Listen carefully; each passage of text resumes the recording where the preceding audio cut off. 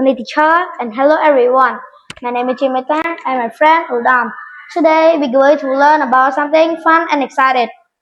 We're going to learn about making simple circuit with a switch. Before we go further into how to make a simple circuit, let's understand what is circuit and what we need to make a circuit. A circuit is a path that electricity follows. Electricity needs to complete paths to move. When it's broken, the electricity cannot flow. To make a circuit, we need a battery and a cell holder.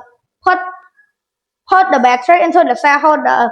The battery, we can find it in the store of electricity.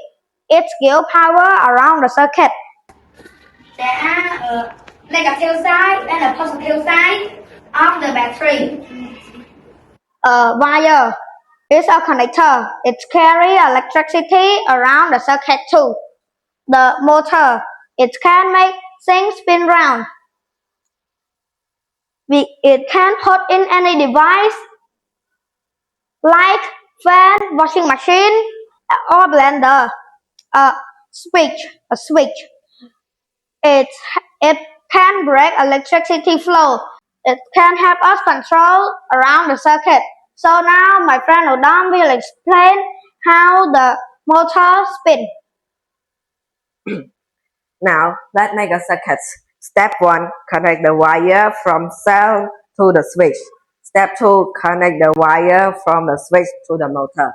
Step 3. Connect one more wire from the motor back to the cells. When we turn on the switch, electricity flows through the wire and the motor spins round. When we turn off, the path is broken and the motor does not spin. What happens if the circuit is broken? When we remove one wire, electricity cannot flow, so the motor is turned off. This is called an open circuit.